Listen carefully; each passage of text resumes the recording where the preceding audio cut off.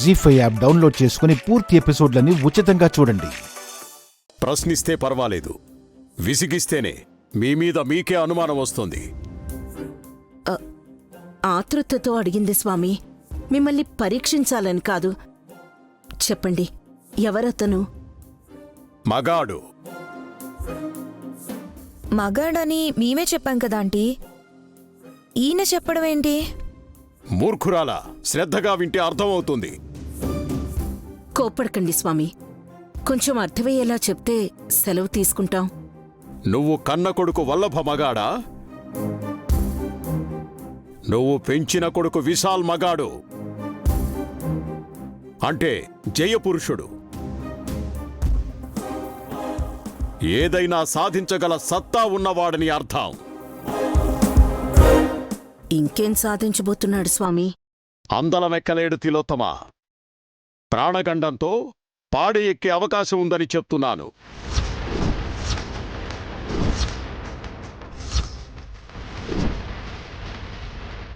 Aunty aunty Vishal చచ్చిపోతాడా? ఆ విషయం నైనికి తెలిసే చెప్పిందా? తనది గుండెనా బండనా ఆంటీ? అంత కూల్గా ఎలా చెప్పింది? ఇది నిజమైన స్వామి, అపార్థం చేసుకోకండి. అనుమానాన్ని ఇంకోసారి నివృత్తి చేసుకోవాలని అడుగుతున్నాను. భవిష్యత్తును గ్రహించగల గృహిణి నైని చెప్పిందే నిజం.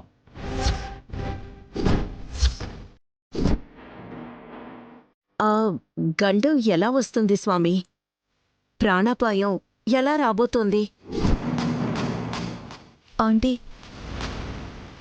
వచ్చేది ఎలాగైనా రానివ్వండి. మీరేదైనా చెయ్యాలనుకుంటే చేసేయండి. ముందే నైని చెప్పింది కాబట్టి అది తన ఖాతాలోకి వెళ్తుంది. మీ ఉద్దేశం నాకు అర్థమైంది, కానీ మీరే ప్రయత్నం చేయనవసరం లేదు. చేయాలనుకున్నా ఏమీ చేయలేరు. ఎందుకంటే ఆ భారం ఈసారి ఇంకొకరు తీసుకున్నారు. ఇంకెవరు? విశాల్కి శత్రువులంటూ ఉంటే అది మేమీ కద్ స్వామి. వాళ్ళు ఎవరో కూడా చెప్పండి స్వామి. విధి విధానుసారమే చెప్పడం జరుగుతుంది. అదెవరో ఏంటన్నది ముందు నయనికే తెలుస్తుంది. అప్పుడు విశాల్ని కాపాడుకుంటుంది కద్ స్వామి. తన మాంగళ్యాన్ని కాపాడుకోవడానికి నయని వెనకడుగు వేయదు.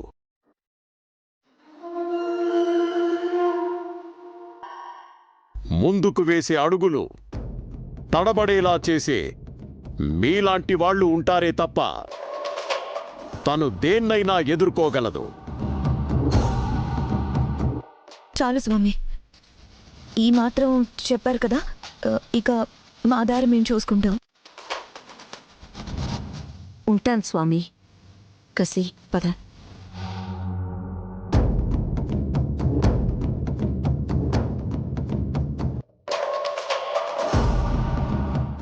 విశాల్కి వచ్చే ప్రాణగండం నైనికి మేలు చేయబోతుందని మీకు తెలియదు తిలోత్తమ.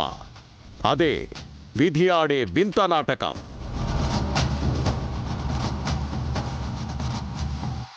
జీ5 యాప్ డౌన్లోడ్ చేసి అన్ని ఎపిసోడ్స్ పూర్తి ఉచితంగా చూడండి.